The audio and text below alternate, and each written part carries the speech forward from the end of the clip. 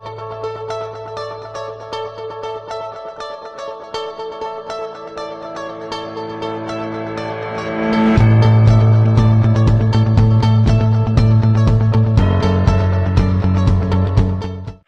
noite, doutor Eurípides. Boa noite.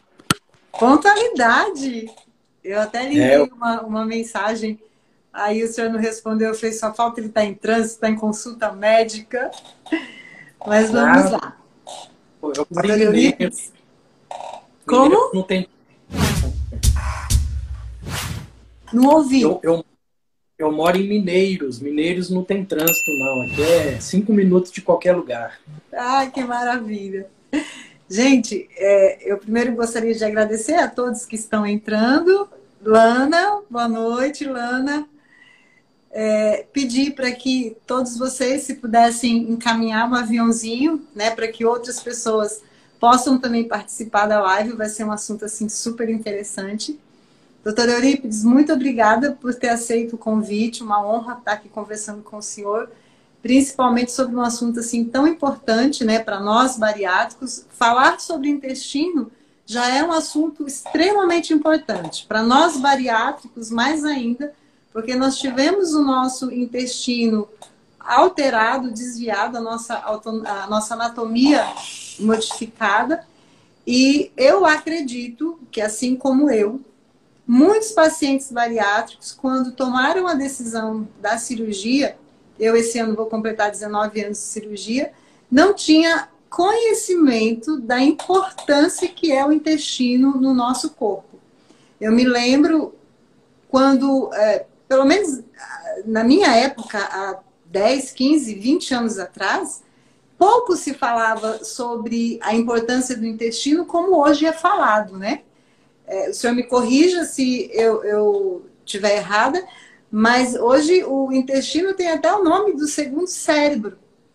E esses dias eu estava até lendo alguma coisa, achei super interessante, inclusive em um dos e-books que eu comprei do senhor, a conexão intestino-cérebro e vice-versa, de que o intestino manda avisos para o cérebro e o cérebro manda o aviso de que o intestino funcionar, para dar o desejo da fome, da saciedade. Eu fiquei assim, super entusiasmada com o assunto. E quando eu tomei conhecimento de toda essa importância, eu falei, Senhor, eu modifiquei o meu intestino, né? Eu modifiquei o meu estômago. Então, requer de nós, pacientes bariátricos, um cuidado maior. E a gente deve estar sempre numa busca incessante pela informação, porque eu acredito que é através do conhecimento que a gente vai conseguir ter uma saúde plena. Então, por gentileza, se apresente, né, para todos aqui meus seguidores, acredito que já é conhecido, mas apresente-se e vamos aqui estar ouvidos, que eu tenho certeza que o assunto vai ser muito enriquecedor.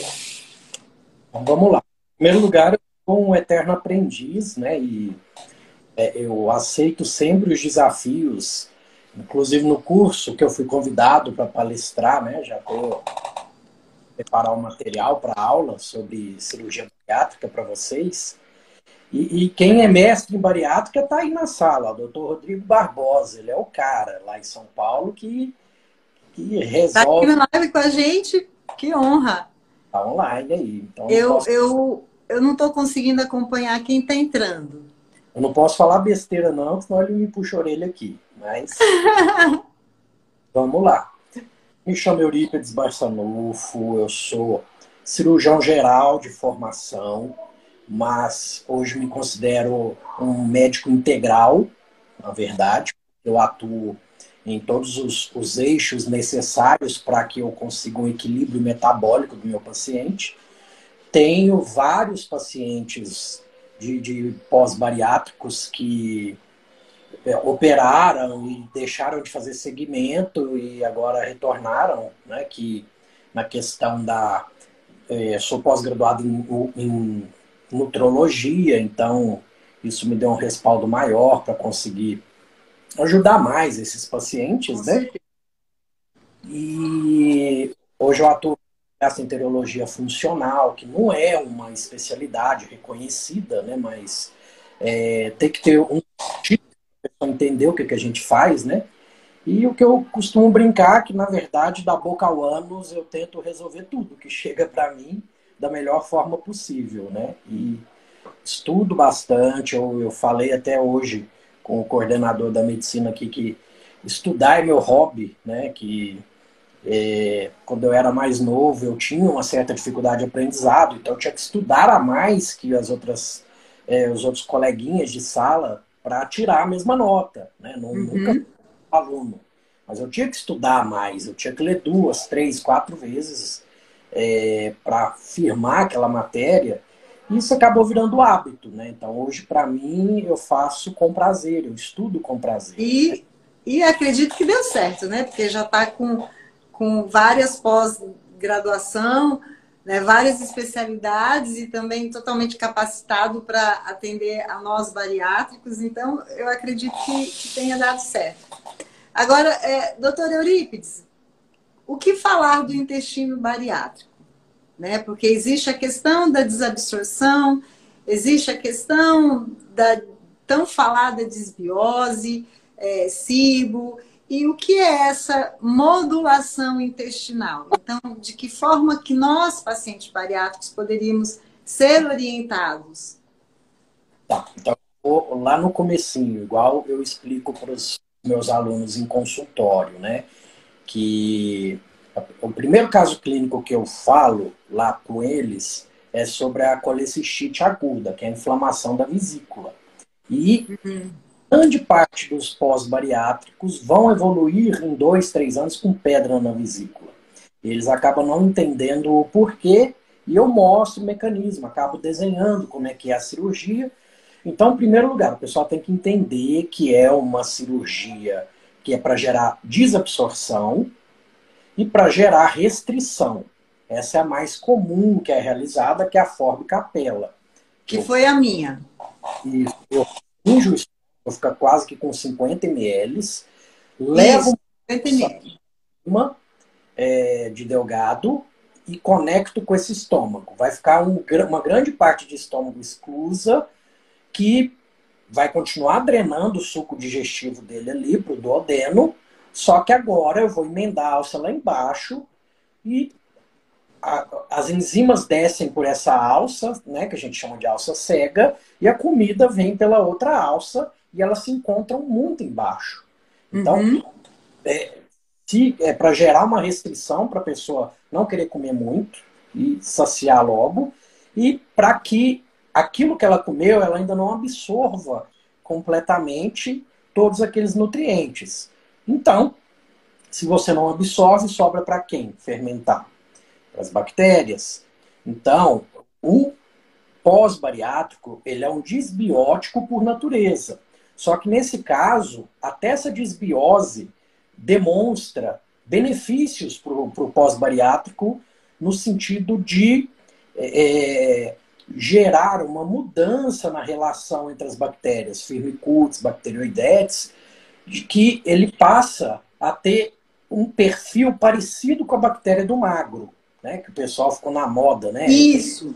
Querer consumir bactéria para ficar com a bactéria do magro, sendo que tem a questão de todo um ambiente que você tem que gerar, né? Não é a bactéria que está ali em si, mas o que você está dando de substrato para essa bactéria.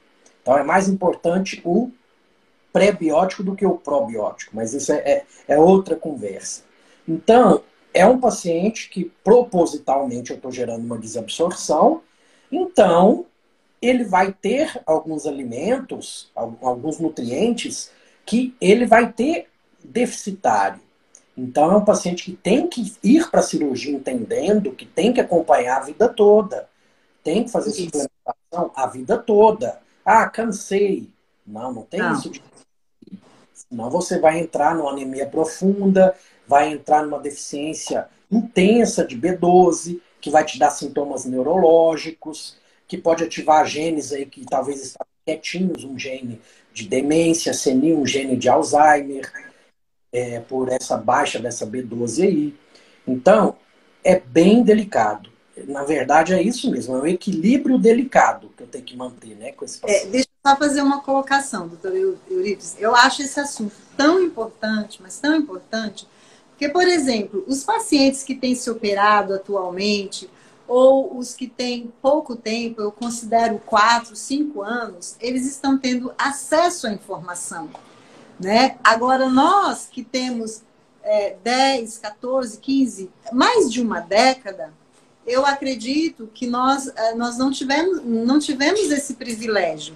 Então, nós que temos mais de uma década, eu acredito que precisamos muito, né, buscar o conhecimento, porque às vezes o paciente ele emagreceu, mas ele adquiriu outras doenças decorrentes da falta de suplementação adequada, né, de deficiências nutricionais e até mesmo problemas causados pelo intestino, e muitas vezes ele não sabe. Ou o profissional que o assistiu ou está assistindo não tem o conhecimento adequado. Não porque seja uma pessoa incompetente, não. Porque nós somos um novo ser, né? E eu sempre costumo falar que nós que nos operamos há mais de uma década, quase que 20 anos, né? Que eu tenho colegas que têm 20 anos já de cirurgia bariátrica. Naquela época, eu acredito que os profissionais da época não sabiam muito o que ia acontecer com a gente, porque não havia ainda estudo suficiente para essa população, para essa nova população que estava surgindo, né? Então, assim, eu acho de extrema importância, e é isso que eu sempre tento trazer aqui no meu Instagram, o conhecimento, né? Principalmente assuntos relacionados à bariátrica, claro, mas principalmente a alimentação, porque independente de você ser bariátrico ou não, a sua alimentação tem que ser a melhor possível. A melhor possível. Mas continue, por favor. Não, mas aí pensando, continuando o que você complementou, aí sim eu posso ter uma indicação de comer de 3 em 3 horas, o bariátrico tem que parcelar essa alimentação, priorizar alimentos densamente nutricionais, tentar colocar, mas eu não como carne, depois que eu operei não consigo carne. Tem que comer, tem que se esforçar. O fígado moído, moer a carne com o fígado e fazer aquilo ali. Perfeito. A mastigação é importantíssimo, tá? Não tem como você não mastigar. Então não é simplesmente operar, até porque existe o reganho, que é muito comum. E o que tem acontecido? O que eu tenho visto nos congressos, que o pessoal conversa, né? A bariátrica é uma chance única, tá? Se você engordou novamente com a bariátrica, fora se for aquela só que você fez a gastrectomia vertical, você ainda consegue ter ela numa FOB capela, né? Agora, o contrário, você fez uma FOB capela, você perdeu a única chance que você tinha de realmente emagrecer. Se você reengordar, uma recirurgia, quanto mais vezes você mexer nesse intestino, maiores são as complicações, tá? E existe também a reversão da bariátrica, que tem muitos pacientes aí que já passaram por uma reversão de bariátrica. A saúde nunca mais vai ser a mesma, gente. Tá? Já restringiu o estômago, já tem um estômago menor que dilatou, mas tudo bem. Para eu fazer aquele corte ali, eu já cortei o nervo vago, eu já denervei vesícula, já denervei a inervação parasimpática dali para baixo. Então a digestão já vai estar alterada. Então eu tenho que ter consciência disso. E que cada um é um universo à parte, cada um vai responder de um jeito a determinado nutriente. Tem aqueles pacientes que têm os polimorfismos da metilação, da B12. Esse eu vou ter que ter um cuidado maior ainda, que não adianta eu repor só cobalamina, eu tenho que metilcobalamina, o folato tem que ser metilfolato. Então, gente, essa sintonia fina que hoje em dia a gente consegue fazer para o bariátrico.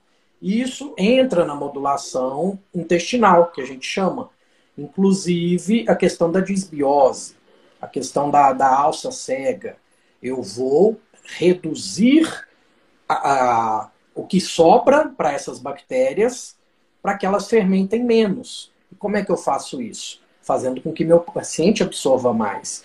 Então o paciente já perdeu o peso que ele quer perder, tudo, eu associo enzimas digestivas nas principais refeições daquele paciente, porque aí imagina via oral, assim, no momento que você acabou de comer, você já põe as enzimas, naquela alça ali que não ia ter digestão alguma, já começa a ter um pouco de digestão antes de chegar nas duas enzimas. Então você vai absorver mais, vai sobrar menos para suas bactérias. É óbvio que se é um paciente que ainda está em processo de emagrecimento da bariátrica, se eu fizer isso, eu posso frear esse processo, que a cirurgia é feita para ser desabsortiva. Mas aquele que já chegou no platô, que é a hora da gente só voar cruzeiro, fazer o voo cruzeiro, né? É a hora de entrar com a enzima digestiva para aquele paciente. Tem muitos pacientes pós-bariátricos usando enzimas digestivas. Então, muito bem, obrigado. Acabou aquela sensação de Eu baixo. uso. Eu uso nas minhas duas principais refeições. Isso. No café da manhã eu nunca senti necessidade. Eu uso nas principais, almoço e jantar, principalmente quando vai ter carne, e normalmente as minhas refeições elas são ricas em carnes, né? O primeiro alimento que vai à boca, entre a carne e a salada, eu opto primeiro pela salada, pela carne, desculpe. Se sobrar espaço, eu vou para a salada. Exato. Mas eu faço uso de enzimas digestivas e eu senti uma diferença enorme, doutor Euripides, desde o momento em que eu comecei a usá-las. E, inclusive, a minha capacidade de conseguir comer mais carne aumentou. Né? Antes de usar as enzimas digestivas, eu não conseguia comer a quantidade de carne que hoje eu como. E eu sei que muitas outras pacientes bariátricas se surpreendem de ver a quantidade que eu como. Eu já tive a oportunidade de estar pessoalmente e a minha amiga falar, hoje eu quero ver você comendo carne, porque quando você posta os seus pratos, me custa às vezes acreditar que você consegue comer aquela quantidade de carne. Eu falei, pois então prepare o ouvido que a nossa conversa vai ser longa, porque eu também levo de 40, 50, 60 minutos na minha refeição.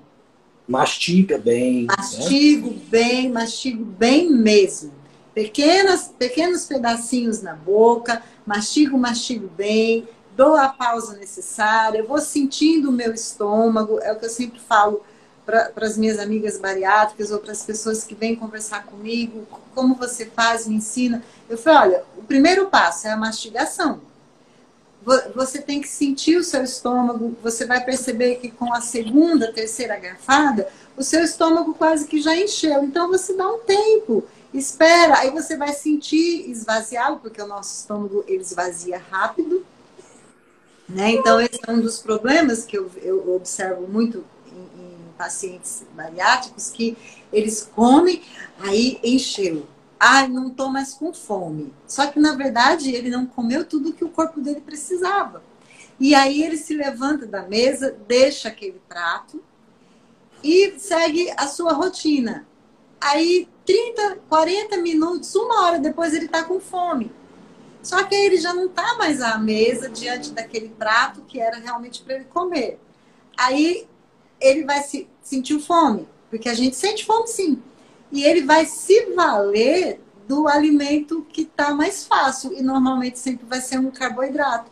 E nem sempre vai ser um bom carboidrato. E mesmo que seja um bom carboidrato, se ao final do dia, né, doutor Euripides, ele tiver consumido mais energia do que proteína, não ocorre o processo de emagrecimento. Isso é fato. Né? Então, as enzimas digestivas essenciais. Desculpe interrompê-lo. Continue, por favor.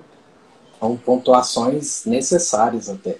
Então, essa questão que você falou, tem que evitar calorias vazias, evitar esse beliscar entre as refeições também, porque o beliscar sempre vai ser algo que é caloria vazia. Não é que não tem caloria, mas é uma caloria que vem com pouco nutriente.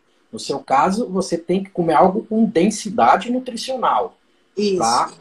fazer valer aquela alimentação. Então, a Neide pratica o Mindful Eating, ela tem o ritual dela para as refeições, né? Se você é pós-bariátrico, pelo menos nas principais refeições, é importante fazer isso.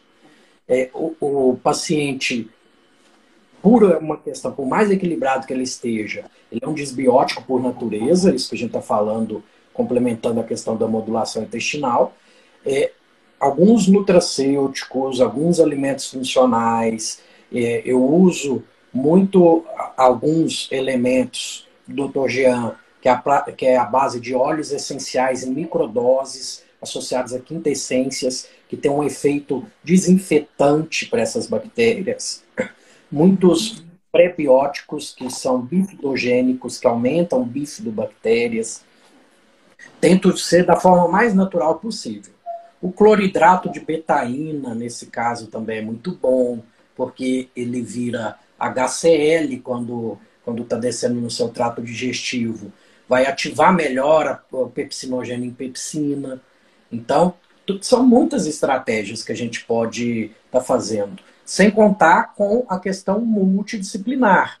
Eu tenho uma nutricionista que entende bem do assunto do meu lado, eu tenho uma psicóloga integrativa do meu lado. Às vezes eu preciso de uma fonoaudióloga para ensinar essa pessoa novamente a deglutir, a mastigar corretamente. Então, eu sozinho não faço verão. O paciente tem que estar empenhado, é a primeira pergunta que tem lá no meu questionário pré-consulta, né? O quão ele está empenhado para as mudanças que ele vai ter que fazer, porque, gente, eu sou só um tutor. Quem vai ter que introduzir tudo na vida é você. Então, não tem receita mágica para nada, não tem uma coisa que funciona para todo mundo, tá? E também tem vezes que eu entro com enzima para o paciente, ele não dá certo com aquilo ali, então eu vou ter que diminuir dose, até achar a dose da pessoa. Doutor Eurípides, deixa eu só interrompê-lo novamente, mas o que o senhor falou eu considero tão importante quando o senhor falou eu sou só o tutor, é o que vai orientar. Aproveitando esse gancho, fazer uma analogia com a cirurgia bariátrica para aqueles pacientes que pretendem se operar, estão no processo, é muito importante saber, estar bem ciente de que a cirurgia, ela é o primeiro passo. Ela é um método de tratamento. Ela não é o milagre. Então, o cirurgião vai lá, faz a cirurgia, tudo perfeito, e a continuidade do processo é responsabilidade do paciente. E aí, junto com a equipe multidisciplinar, fonoaudiólogo, psicólogo, nutricionista, o proctologista, o gastro, o próprio cirurgião, né, psicólogo ou psiquiatra quando necessário, o educador físico, porque muitos, eu acredito, eu percebo que se operam, mas Neide, não me falaram isso. Eu achava que era só ir lá, diminuir o estômago, tomar só um multivitamínico por dia e vou passar a comer menos e tá resolvido. Não, não é isso. Não é isso mesmo. Então, o assunto, assim, ele é bem complexo. É uma parte do tratamento. Uma parte. O restante vai ser todo responsabilidade do paciente. Sim, e protocolos que existem não são seguidos. A gente pode falar... Quem que fez bariátrica que ficou 3 anos tentando emagrecer pelo método convencional? A maioria, convênio cobre, eu tenho peso, vai lá, muitas vezes consegue um relatório numa clínica de psicologia, que tem que anexar, consegue as coisas ali, paga a consulta, consigo, tenho aqui e opera. Às vezes, não participou de um grupo, que no grupo tem operados e pessoas que vão operar ainda, que as pessoas falam das suas dificuldades. Antigamente, esses grupos eram mais frequentes. Não sei se na sua época, 14 anos, se tinham... 19. 19 anos. Por incrível que pareça, doutor Eurípides, na minha época, eu nunca participei de nenhum grupo, de nenhuma reunião. Eu fui participar de grupo de bariátrico agora na pandemia. Eu nem sabia que isso existia. O meu processo foi um processo um pouco solitário, né? E foi muito instintivo. Eu fiz a minha cirurgia, eu sempre fui muito disciplinada, eu segui à risca todas as orientações da minha equipe. No tanto que obtive o resultado esperado, porém, eu não mudei da forma como tinha que mudar os meus hábitos alimentares. E lá entre o segundo e o terceiro ano, pós-cirurgia, eu comecei a perceber oscilações no meu peso. E aquilo me intrigava. Eu falava, mas eu sou paciente bariátrica.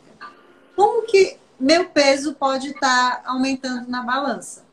E aí eu corria para fazer dieta, mas do jeito que eu sabia, que era aquela época de antigamente, o que sempre o que haviam me ensinado, aquela forma tradicional, que hoje nós sabemos que não era a mais correta, né? Aquela coisa de comer de 3 em 3 horas, pão integral, cream cracker com requeijão, o mamão com a granola, o leite desnatado, o produto diet, light, a margarina, que tinha até aquela marquinha do coração, né?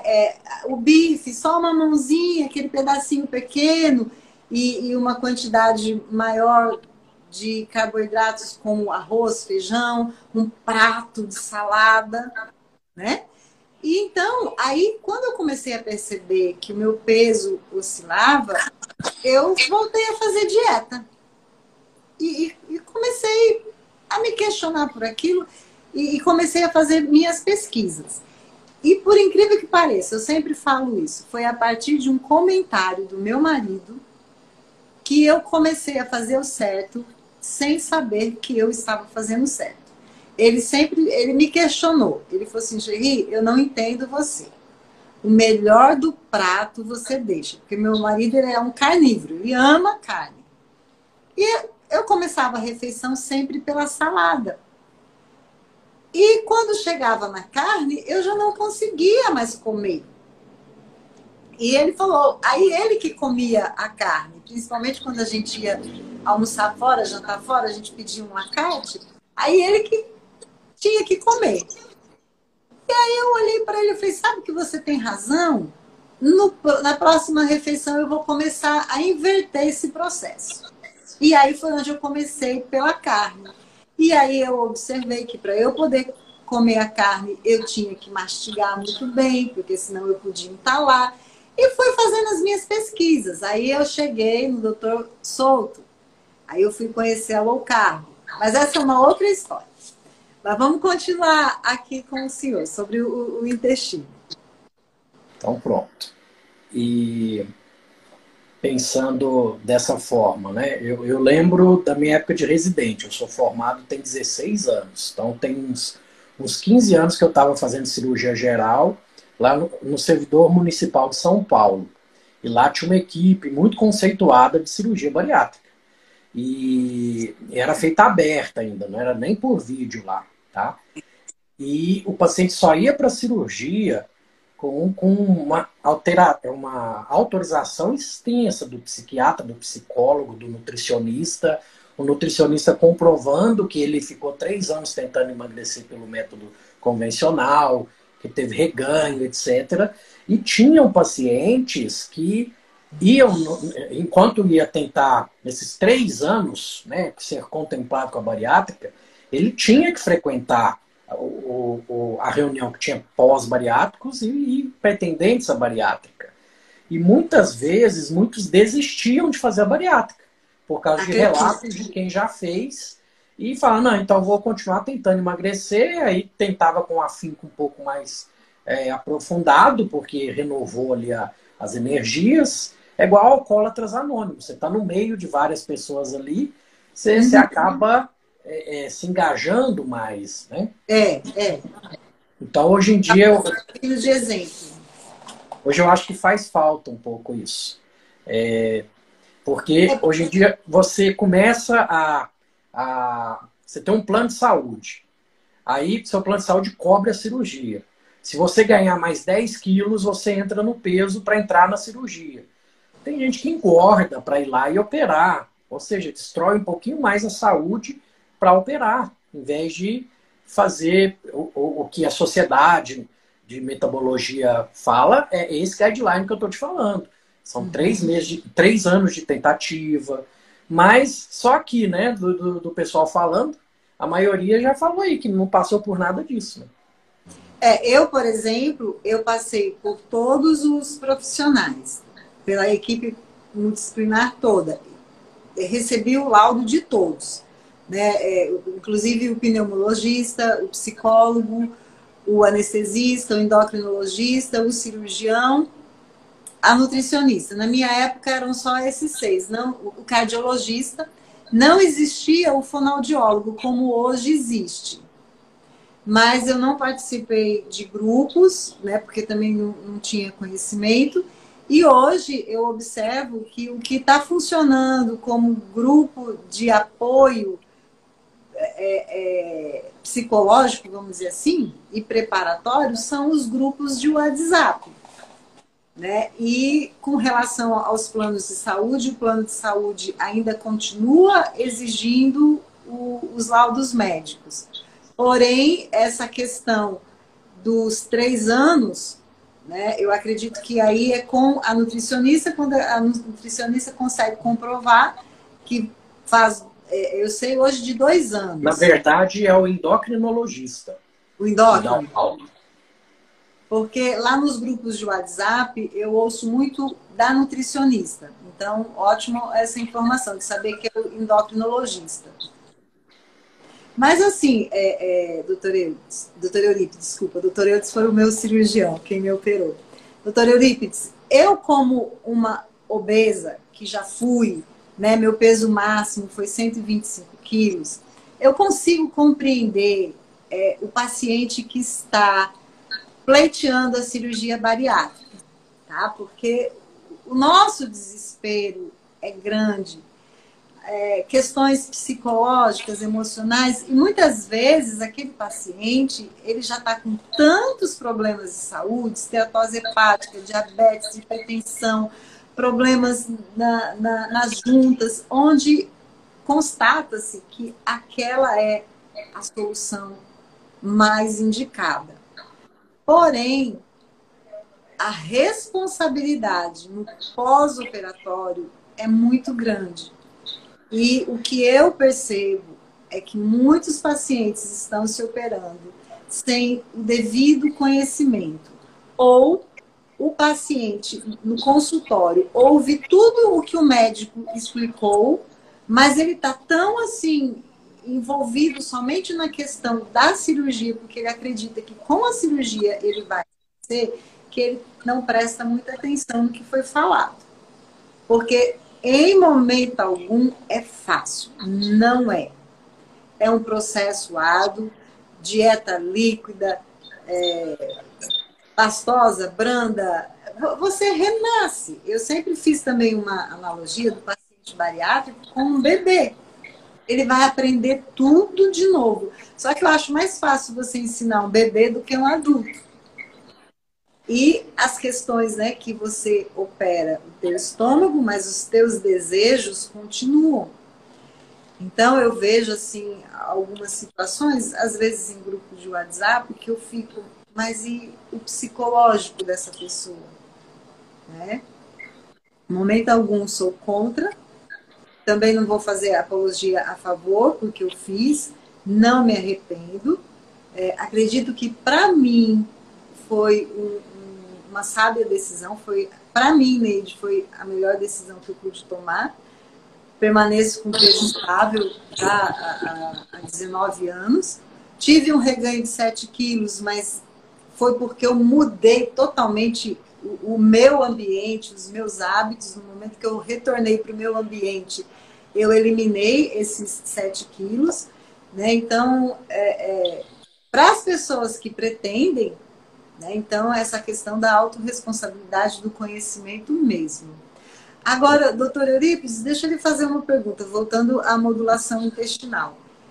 É possível nós, mesmo bariátricos, termos, de fato, um intestino saudável, de acordo com a sua experiência? Excelente pergunta. Só complementando o que você falou também, que eu também não sou contra. A bariátrica salva vidas, tá? Sim. Tem gente que é a última opção porque vai infartar, porque vai morrer de uma apneia do sono, vai ir para uma fila de transplante hepático por esteatose, tá? Que já é a segunda causa de transplante hepático, tá, gente, nos Estados Unidos. Então, salva vidas, você não tenha dúvida disso. É algo que é emergencial em algumas pessoas. E respondendo sua pergunta, sim, tem como você ser uma pessoa saudável com a bariátrica. É óbvio que a sua flora bacteriana não vai ser idêntica de uma pessoa saudável, mas eu conheço pós-bariátricos que são atletas, que ganham massa magra, só que vocês têm que ter um acompanhamento intensivo, não tem jeito. Por mais autodidata que vocês sejam, sozinho não dá para andar. Tem que ter o profissional ali do nosso lado.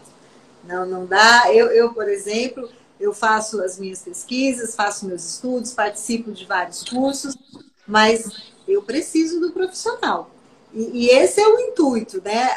E adquirindo os meus conhecimentos para eu poder escolher bem o profissional que vai me assistir. Eu vou fazer um relato para o senhor. Tenho uma amiga bariátrica, que inclusive está aqui na live com a gente. Essa semana, semana passada, ela recebeu os exames laboratoriais dela. Ela me enviou, pediu para eu dar uma olhada, porque eu faço um curso de exames laboratoriais. E ela estava com a ferritina 12. Mas é sabido que para o bariátrico, qualquer um sabe disso, que para o bariátrico, mínimo 40, ideal 80. Ela passou por 2 médicos. Um do convênio e outro particular, doutora Eurípides. E ela saiu do consultório médico sem nenhuma prescrição de um tratamento para poder elevar aquela ferritina dela. E ela questionou com a doutora, mas doutora, eu sou paciente bariátrica, minha ferritina está 12 e eu já tenho conhecimento que o ideal da minha ferritina seria no mínimo 40. O mínimo 40, o ideal 80, ou até um pouquinho mais. A minha ferritina, por exemplo, é 100. Mas ela já foi por 4 anos seguidos, doutor Eurípides, de 4 a 6. Olha só, a ferritina de 4 a 6. Eu vivia em estado anêmico. E aquilo me preocupava muito, porque falavam para mim, é normal, você é paciente bariátrica. Eu falava, gente, não é normal eu ser anêmica. Porque eu entendo que estar anêmica é um estado de deficiência, de doença, que pode trazer várias outras doenças. Pode ser uma portinha ali para outras doenças que eu não consigo nem mensurar quais. Né? Então, para o senhor ver que, às vezes eu falo, gente, cadê os profissionais para nos atender? Então, pegando um gancho nisso que você está falando, aí vai um médico também que não conhece muito da parte da fisiologia e vai passar esse ferro vioral, um ferro simples vioral. Não vai ser absorvido, gente. Isso não vai. Vai sobrar no intestino, aí as bactérias vão aproveitar aquilo ali, e aí sim você vai ter uma desbiose, que vai piorar a sua absorção, e fica um ciclo vicioso.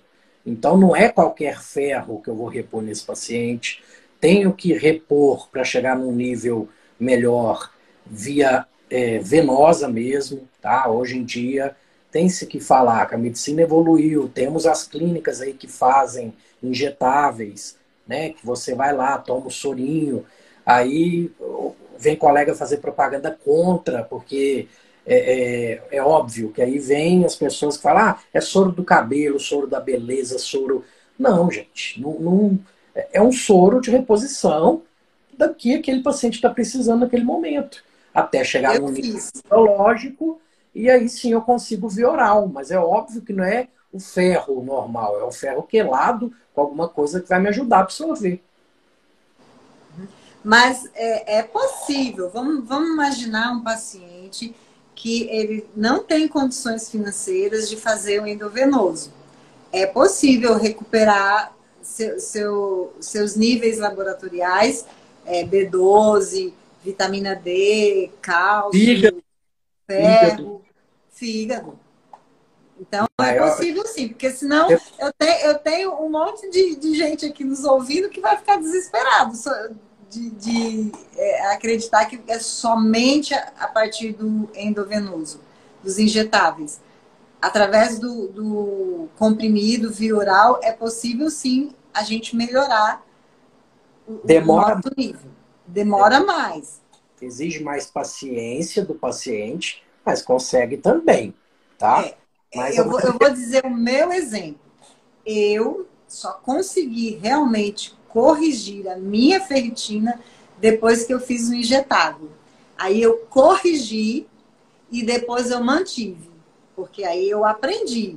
Eu falei, eu sei que eu tenho que comer vísceras, eu sei que eu tenho que estar repondo com frequência o meu ferro, não posso só ficar ali no polivitamínico, e que existe um conjunto de fatores, é a B12, é o cobre, é o zinco, né? É a vitamina D. Então, não é somente o... Isso ia ser uma pergunta que eu ia te fazer, tá? Sim. Quando você começou a preocupar com a vitamina D? Foi logo depois que operou? Foi antes de operar? Porque o ideal é o paciente ir com esses níveis otimizados para a cirurgia, entendeu? Isso. E como é a vitamina D hoje? A minha vitamina D hoje, ela está em 84. Mas eu fui aprender isso sozinha. Assistindo vocês, lendo, pesquisando. Quando eu entendi que a vitamina D era um hormônio assim, essencial para várias funções no nosso corpo, eu falei, eu vou começar a suplementar esse negócio. Às vezes meu marido até chamava a minha atenção, ele falava, Xerri, você fica com esse monte de remédio alto lá. Não é remédio. É complemento vitamínico e mineral. E é o seguinte, eu vou tomar, mal não vai me fazer. E eu acho muito difícil eu vir a ter algum problema de hipervitaminose. Um paciente bariátrico, a minha absorção já é difícil, então eu fui tomando. E sem eu perceber, sem eu saber, eu estava fazendo certo. E agora, doutor Euripides, quando veio a pandemia, que aí tudo era vitamina D, zinco, né? Vitamina C, também sempre suplementei vitamina C. Faz anos que eu não sei o que é ficar resfriada, gripada. Eu fiquei com problemas que... eu tive Covid 2 vezes. Tratei em casa. Recentemente tive dengue. Tratei em casa. E eu sendo uma bariátrica, quando veio a pandemia, me preocupei muito. Mas eu já estava com peso estável, graças a Deus. Porém, eu tenho certeza absoluta que os meus níveis laboratoriais de vitamina D, de B12, de ferritina, ferro, zinco, magnésio, tudo isso contribuiu para que mesmo eu tendo Covid 2 vezes que eu tive, na segunda vez eu cheguei realmente a temer pela minha vida, eu fiquei muito preocupada, eu falava, gente, eu não melhoro, já estou 15 dias aqui na cama e não melhoro, mas ali, na fé e suplementando. Aí é que eu redobrei a minha suplementação. Tá, deixa eu fazer só um adendo. O pessoal também entender que não estou fazendo apologia da pessoa e se suplementar por conta própria, porque a própria vitamina D em excesso em algumas pessoas que tem alguns polimorfismos pode ser maléfico e não benéfico. Sim, claro. Sim. Ótima colocação. É tudo para todo mundo. E muitas vezes, quando eu vou colocar altas doses de vitamina D, eu associo a vitamina A com a K2 e MK7. Sim. Que aí eu passo o freio. Eu vou observar como é que está o paratormônio e o cálcio sérico dessa pessoa para sintonia fina. Aí entra a fase 2 da modulação intestinal, né? Que não sei se quem me acompanha já viu que eu mudei o nome aí para realinhamento metabólico, tá? Porque Ele. vai além da modulação intestinal. A modulação intestinal é a fase 1. Então, no realinhamento metabólico, aí eu vou ver questões hormonais, tá? E não é igual muita gente faz o hormônio por aí. Tacar testosterona, tacar progesterona, chip de sei lá o quê. Não. São hormônios bioidênticos e eu vou na raiz do problema. Eu vou ver como é que está a questão do sono.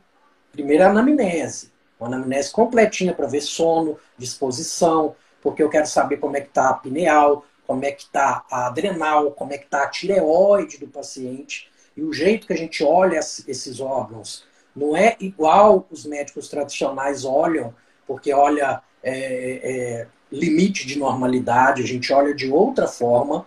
Tanto que eu primeiro colho a história para depois olhar o exame, para não deixar o exame falsear o meu raciocínio. O exame Te influenciar. só me desenhar o que eu vi. Então eu vou descendo. Imagina que você tem um quartel aí dentro de você. A pineal é o general. Do lado dele aqui eu vou ver a vitamina D, que é o hormônio D, que também tem que estar otimizado, igual o seu está agora.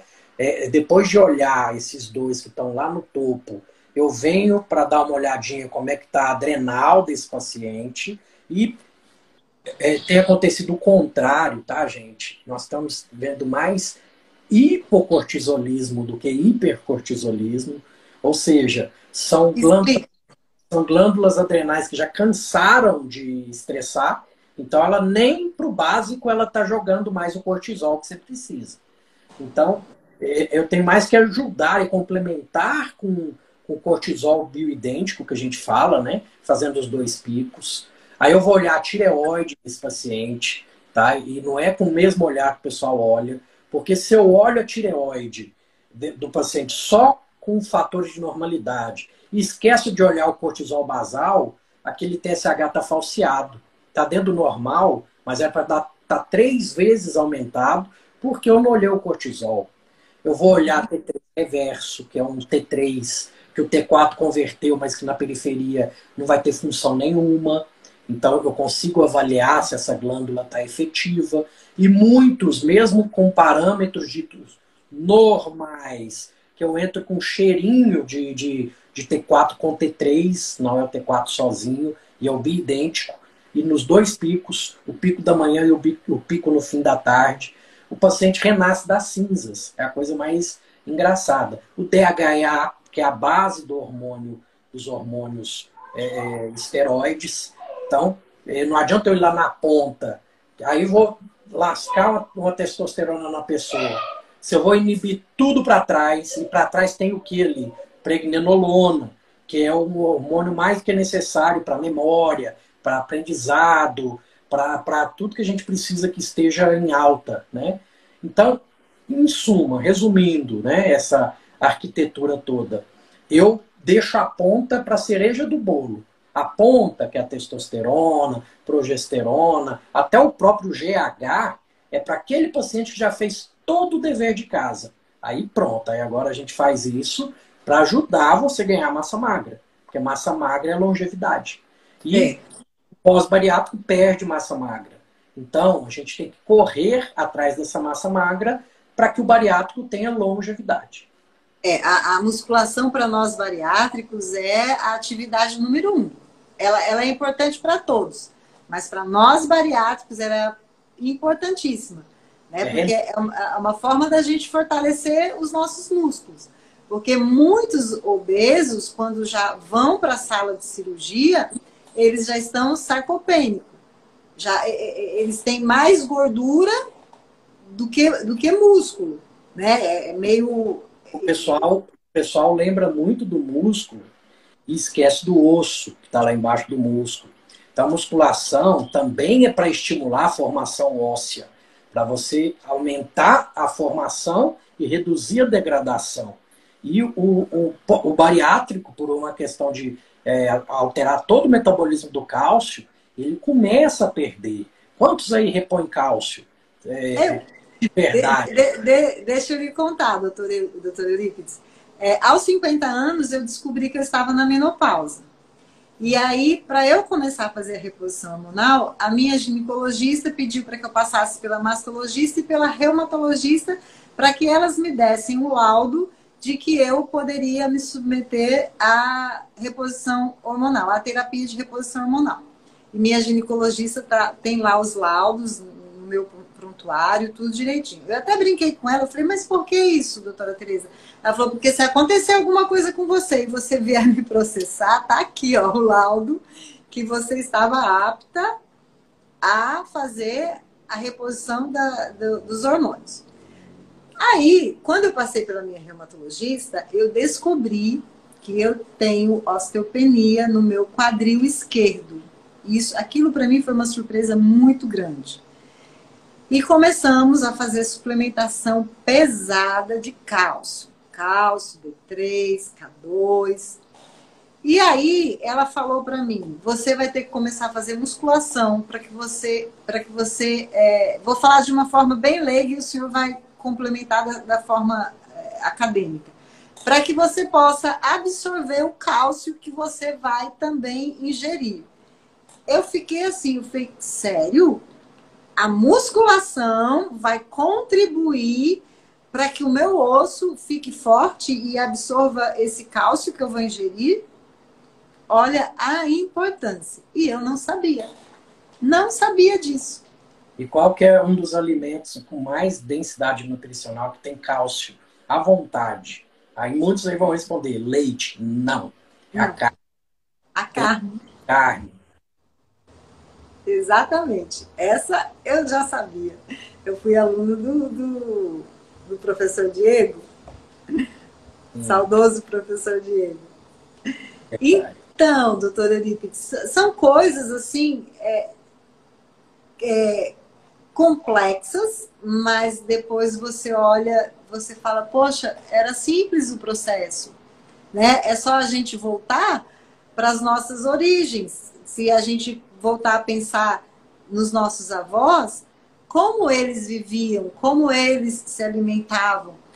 E de uma forma assim indireta, eles eram mais ativos, né? Eles trabalhavam mais os músculos, estavam mais expostos ao sol, né? Tinham mais contato com a natureza. Eu, por exemplo, eu raramente andava descalça em casa. Outro dia, minha funcionária me viu descalça, ela falou assim, dona Neide, eu acho tão estranho ver a senhora andando descalça. Eu falei, pois eu estou fazendo de propósito, tá? Eu também não tenho muito esse hábito, mas eu estou me forçando para ter o que a gente chama hoje de aterramento, né?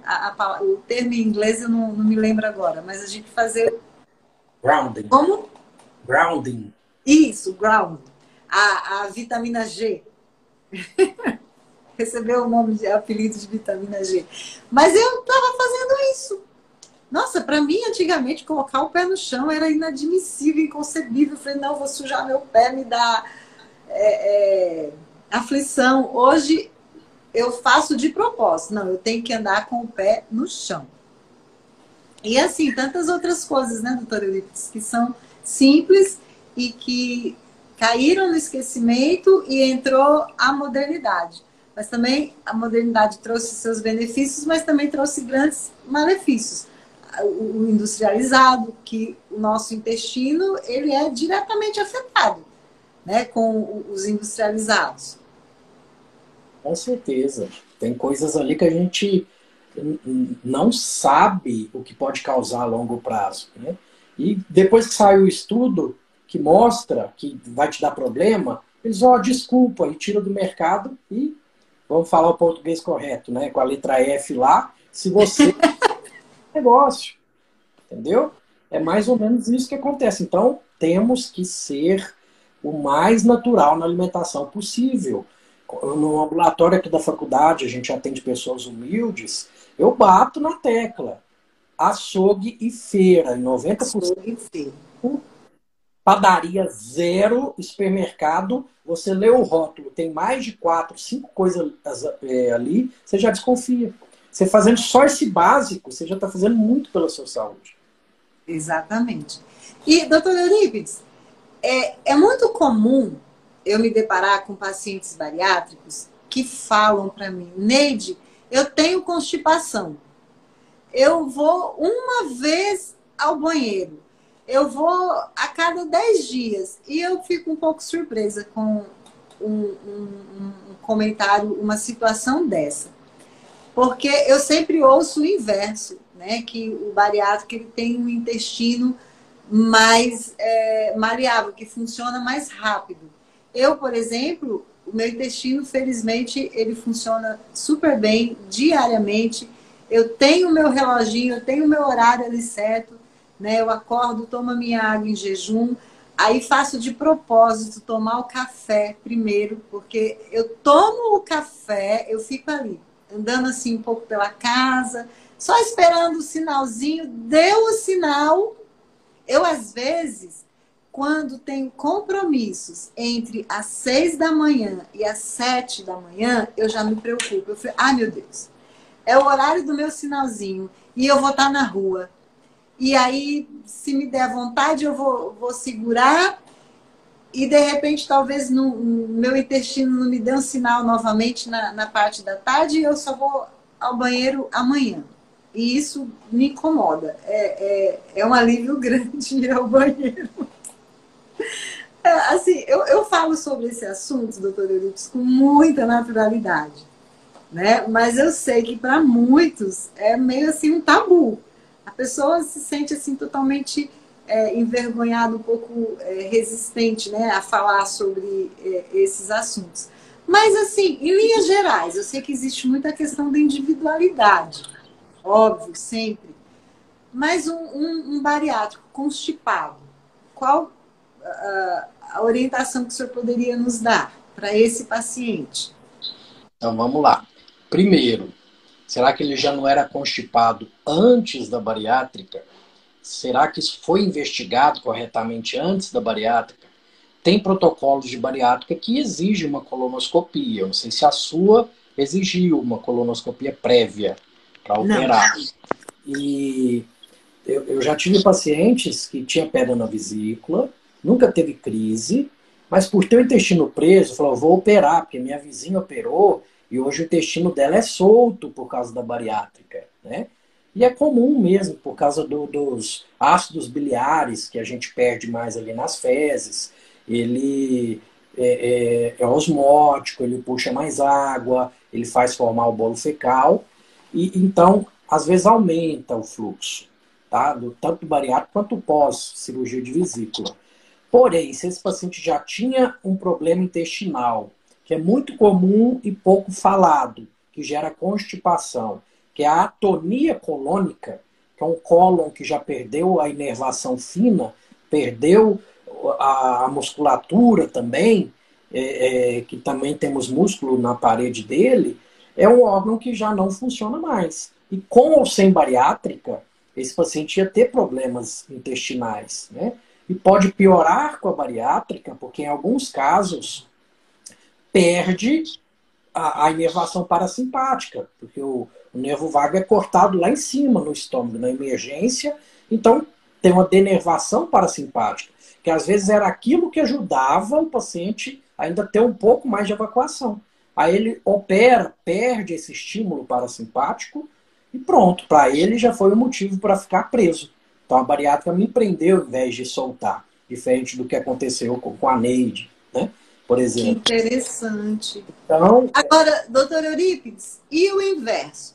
Nós sabemos que existe a incontinência urinária e recentemente, através de uma live do senhor com uma fisioterapeuta pélvica, eu descobri que existe também a incontinência fecal.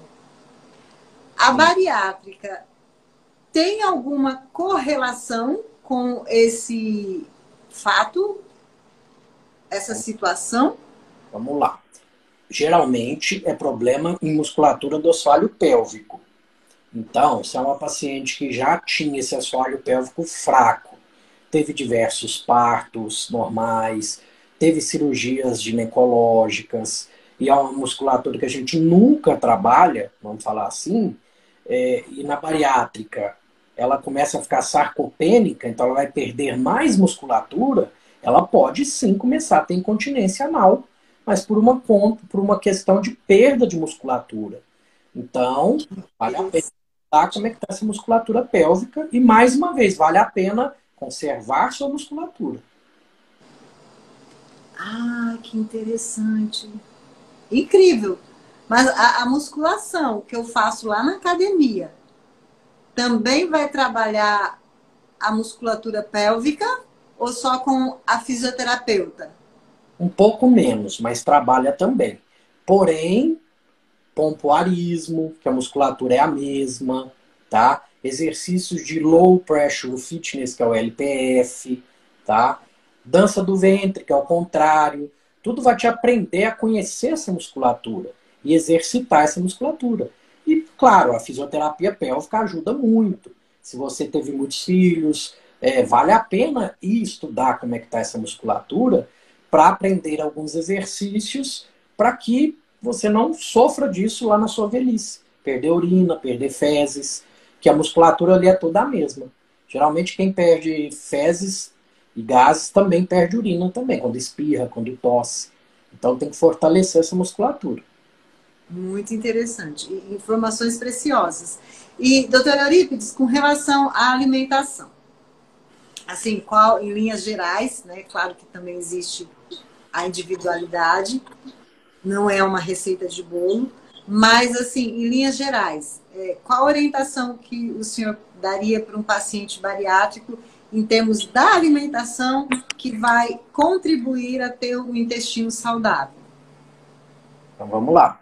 Então eu preciso de músculo ali, né? Então eu preciso de alimentos com aminoácidos essenciais, alimentos densos em nutrição. Os alimentos animal, derivados dos animais, fecham esses critérios, tá? Eu preciso sim de fibras prebióticas, preciso de...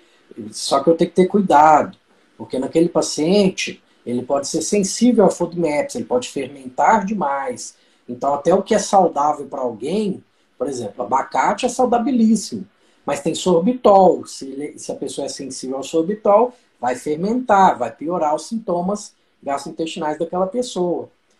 Produção de ácidos graxos de cadeia curta. Hoje já tem o core biome, né, que é o nome que eu já tomo esse ácido graxo, tá, que eu posso conseguir com óleo de coco também, para manter o intestino saudável. Uma colherzinha de óleo de coco todos os dias, para mim, acho que todo mundo tinha que tomar, não é só o pós-bariátrico, tá?